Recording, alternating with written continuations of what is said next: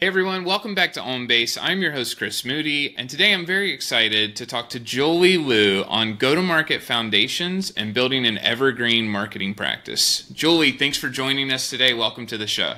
Thank you so much for having me. Excited to talk about all the things marketing. Yeah, speaking of all the things marketing, we always like folks to tell a little bit about their journey and what led you to what you're doing today.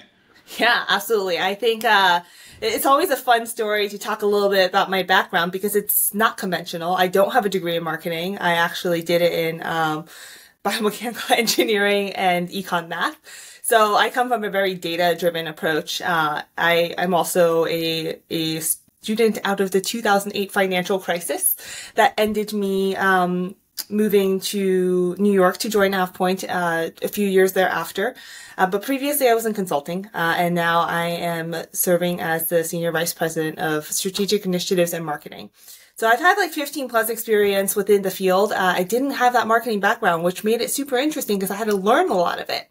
I also grew a lot with AvePoint, and one of the key things when we talk about building strong foundations, and even especially within marketing, is the idea of being a really, really strong generalist with a very, very specific skill set and going deep. For those that, typically play in the marketing field, this is known as like the T-shaped marketer, right? You have a broad scope and then you have a very specific forte in which you can go really deep in and kind of span and bring it up to that level and implement. Awesome. I love that. I'm the same way. Sometimes I even say the Roman numeral 3, right? Like sometimes we have to go deep in multiple areas too, but I will always bet on a generalist over like one pure specialist because the job changes. Every single quarter, our job changes. Yeah. Yeah. And that's how you scale too, right? Like you want people to understand what marketing and what the business organization actually looks like. You have a specialist and their view is very myopic. It's like, yes, you are doing this social media channel on Twitter on X really, really well. But what else? Like, what does that actually mean and what impact does that have for the business? So, yeah. Totally. Well, you talked about foundations and, one thing you and I discussed earlier was consistent go-to-market strategy, the buyer journey framework. So I'm curious how you think about both, and if you have a consistent go-to-market strategy, what were the challenges you faced in trying to get that set up and how'd you solve those? Yeah. As a perpetual student, as someone who is a self-taught marketer, one of the things that I really lean on are people that have done it before. So our present buyer journey framework that we've implemented within AvePoint is actually largely based off of what Antonia Wade, who's right now the global CMO at PwC, she put out a book while ago around transforming the B2B buyer journey. We could probably drop that in show notes. It's something that really, really becomes imperative to us because it basically restructures the way that we think about buyer journey from a sales perspective, from a customer success perspective, from a marketing perspective, all throughout, right? Like the entire organization is buying into this framework. Essentially, a framework is really laid out in 5 stages, and it's fairly simple. And as marketers, we typically talk about this on a day-to-day, but you have your horizon scanners, people that are interested and kind of not sure what they're necessarily looking for, all the way through your client, which are people that have transacted. And so the way that we think about it is your horizon scanners are people that we are marketing the entire market to. Right? Like here is everything thought leadership wise. Here's everything that we are seeing as far as trends. And then you have your explorer, which we've kind of interpreted it as marketing the problem, right? What are we solving for? What is the problem that people are having? Is this going to be a long-term problem? Is this a short-term problem? Is this something that can be fixed? Where does that point come into play? And then your hunters, which are people that are actively now looking for a solution. So that solution can be anything from software. What was that? We froze a little bit after fix, so we can just pick that up. So you had just talked about the explorers. So if you just want to pick up talking about explorers, we can stitch all that together. It just hung up for a second. So I can do explorer again. I wasn't sure if you caught all that. So The second phase of the buyer journey really is focused on the explorer, in which case we are actively marketing the problem, what we are solving for, what the industry sees as things that are going to become problems if not addressed now. And then you have your hunters. That persona is where we really focus on marketing the solution, right? Is this something that AvePoint can fix? Is this something that even some of our thought leadership or blogs can potentially help engage with for adoption purposes, or really to make sure that it's something tangible that anybody that is engaging with AvePoint has a takeaway of? Then you get into your fourth phase, which is your active buyers. This is where we actually get into products. So AvePoint is, at the end of the day, a software company, right? And we help organizations secure and optimize their data across all digital systems. And so with the uptick of, for example, AI-driven strategy and decision making, it becomes imperative to have like a data state that is governed with proper access and relevancy. So in that world, when we talk about products and such and how we market the product, it's like, okay, you actually have something tangible, and this is where the value and the business value add really is for that organization. And the final phase is kind of that client. So when they become a customer, what does that mean? And for the sellers, what does this mean in terms of cross-sell, upsell, and what does the customer success teams need in order to be successful in helping these organizations roll out the software and the products and the services that they may have acquired through a company like AvePoint? Yeah, I love that. I love the names too. So if you think about horizon scanners and going all the way from the horizon scanner to the client, what's the role that marketing plays in kind of that whole process? Because I think many are used to net new. Some are not as used to retention, cross-sell, upsell, and the role that marketing has to play there. And then I'm curious how you balance kind of the two distinct goals throughout the whole journey. Yeah. Well, marketing spans all of it. I always say that marketing and brand is worn on your sleeve within every organization. How you present yourself, what shoes you wear to a meeting, like all of that is brand and all of that is marketing, right? Every word that comes out of your mouth when you are employed by such a company, you are actively being a tool within the marketing organization. So to that broad scope extent, at the end of the day, marketing plays a role across all of this. What we've done, and this is true, I think, and a lot of marketing organizations have versions of this. What we've really doubled down on is associating each buyer journey with a very specific metric, right? So your horizon scanners, in very broad scopes for the purpose of this, would be like impression based. Your impression based would drive and inform your horizon scanner targeted content and your targeted go-to-market motion. And then you would have your explorers, which, when people are starting to look at either converting assets, a gated asset, maybe a webinar, maybe attending an event, possibly, like all of these things that are more lead generating and more traditional in terms of bringing in business, and also looking at net new. That's probably much more within the explorer to hunters phase. Your active buyers would obviously be something like opportunity creation, either by count or by value, and you can use those different metrics for success. And then your client would be any net new opportunity created or something along those lines. So ours is much more nuanced, and we have about like 15 different layers. But as far as an overlay, right, like that's kind of where I think we really started to think about what role marketing plays in this end-to-end go-to-market strategy. I think that's the biggest piece, and a lot of it is just the idea of getting people within an organization to buy into this language and for people to understand the value and the impact of that marketing model. Yeah. I love that. And overlay made me go back to the T-shaped marketer, right? And how we need to kind of stack our talent where we can stretch across a lot of things, all of us, but then we can have different specialties. And, I'm curious how you think companies can better invest in education and leadership development for that next generation so that we can create more of those T-shaped marketers. Yeah. as someone that learned on the job, I always say like, I will never stop learning because the market changes, right? So the second that I get comfortable is the second I become useless, essentially. It's all about innovation, but it's also about like that adoption. So I think curiosity is really great. And I think education is key, but I think it's also like being able to create people who, want to take risks, enabling people to take risks and giving them a platform in which that they can present their material.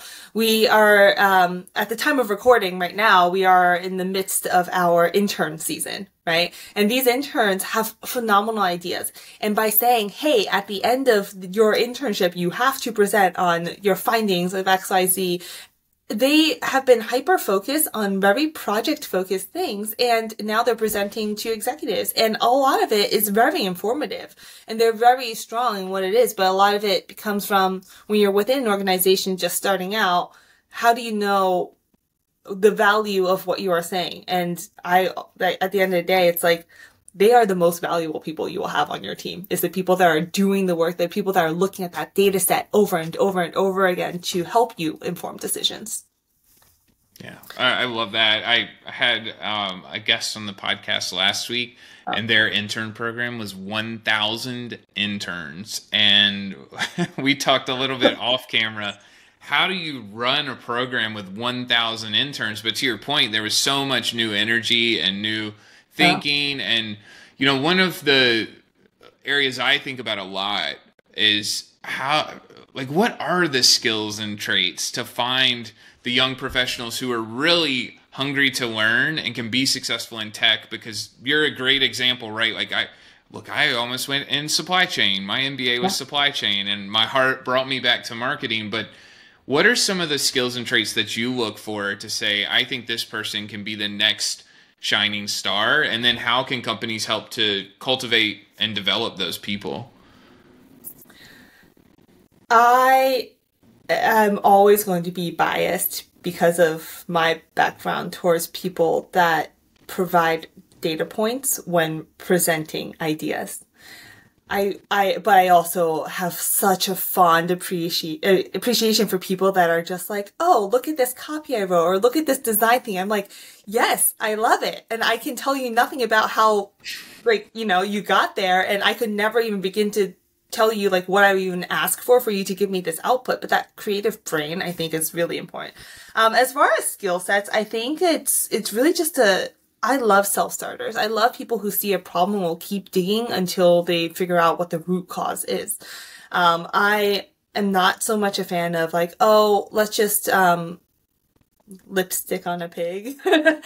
This whole entire scenario, which is, you know, one of the things we basically say, like, if you see a problem, raise it, right? Like, it's really just empowering people to say, if you see a problem, we want to fix it. It may not be fixable, so we may have to put some Band-Aid approaches in. Yes, but like, I don't want to just pretend it doesn't exist. So people who are very outspoken, self-starters, and really want to have a fix it and do it personality are, I think, people that I naturally want to attract into the organization. But the softer skills of how people view the world is just, you know, I don't hire people that think like me, and I don't hire people that agree with me really ever. So. Yeah, I love that. And I love the risk takers, to your point about like chasing a problem. Sometimes you do have to make that leap of faith and say, this is something I think you should do, and make the case and present it, because there's so many things you can grow internally and externally by pushing a little bit, right? Yeah. And when we talk about foundations, especially, right, like building like strong business foundations, never mind just marketing, a lot of it is that these are cross-functional roles. Your success is highly in tune with the success of your sales organizations, even to some extent your licensing teams, right? Like everybody is kind of in it. But you have to understand what you're in it for. And I think that narrative really changes the perspective when you're saying, like, I want to build something sustainable. Well, sustainability only comes if everybody's in line going that same direction. If you have like different targets, if you have different goals, it becomes much harder to organize. Yeah, totally. And I mean, you're great at the segues. You said cross-functional, so my brain was going into kind of the boring of sales and marketing, and you've talked about change, and we know that our industries and our professions change very, very frequently.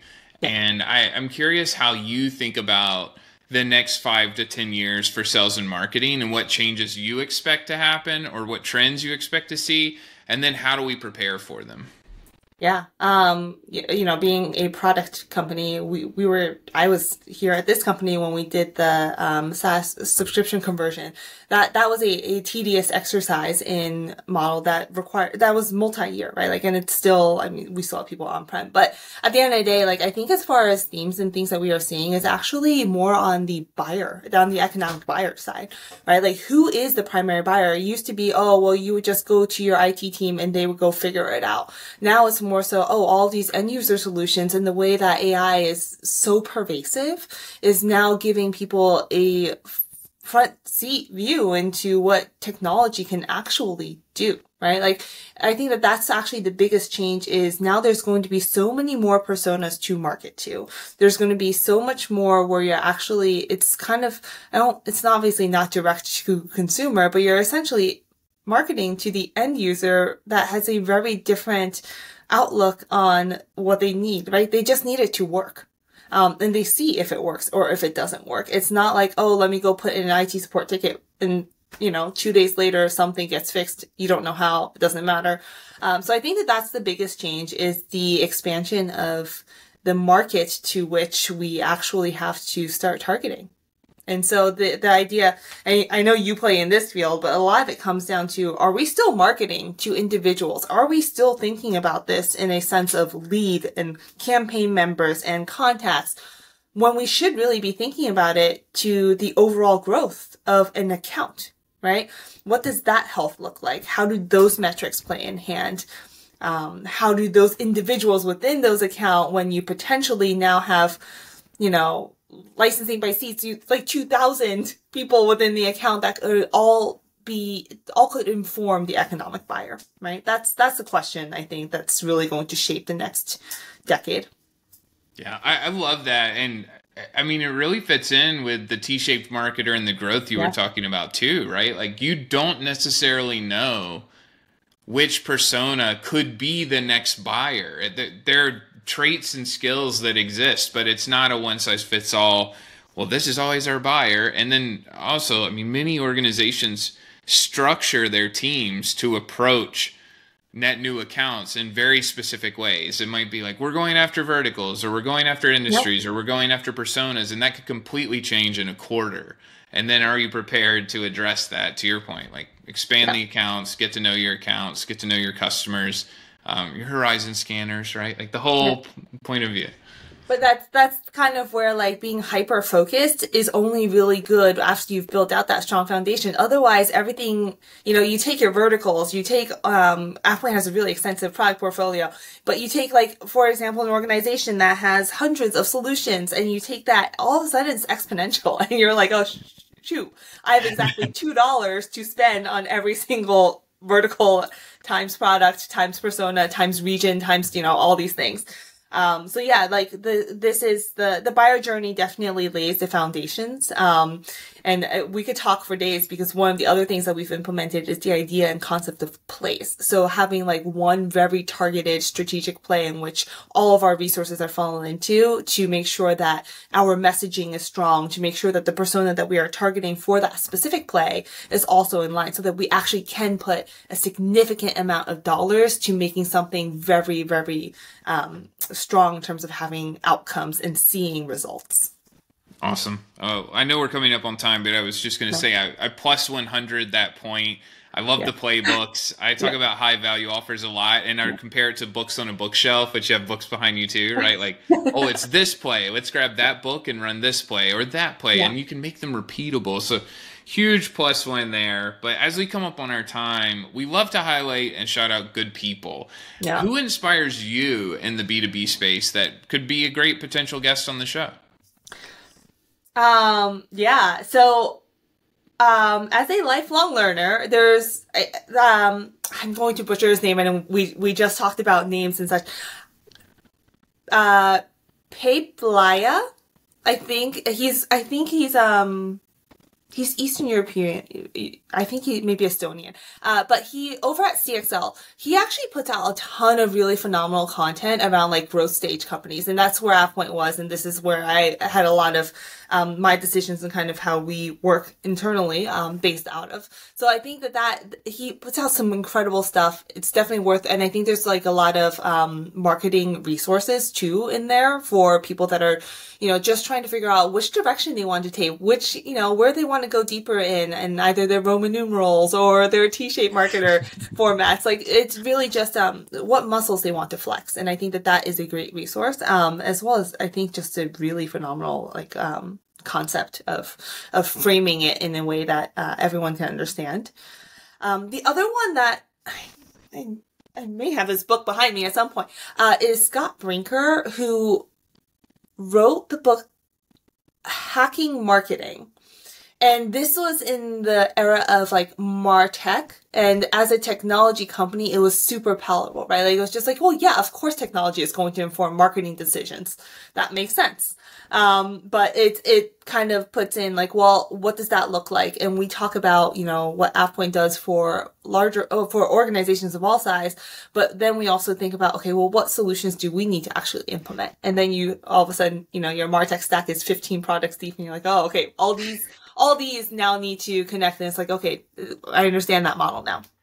And I would say, I think one of the things that's actually informed who I am as a person and as a leader, as kind of a person who's had to experience a lot, is Brene Brown, I would not say she's a B2B, influencer, but she's highly inspirational in the sense of, I think most people would probably recognize her for her TED Talk ages ago, but she actually still puts out a phenomenal podcast, a ton of content around just interhuman relationships, right? Like building and networking. And that spans not only internal communications, but also the way that you now have a different lens on how you approach customers, on how you approach the people that you could potentially work with, and really inform your marketing strategies. Incredible suggestions there. I'm a big fan of everyone you mentioned. I need to dig in more on the first, but I do know Scott and Brene and followed them very closely. But Brene Brown, I mean, there's even great relationship advice, like marriage, dating, about, if you combine to equal 100%, it's very rare for each person to be 50. And if you think about the work context too, it's better to say, look, I'm at a 20. I need your 80 now for us to make this work. So that's one thing my wife and I have actually talked about, and it was related to Brene Brown. Yeah, that's a great line. I remember that one fondly. But yeah, it's true in every relationship.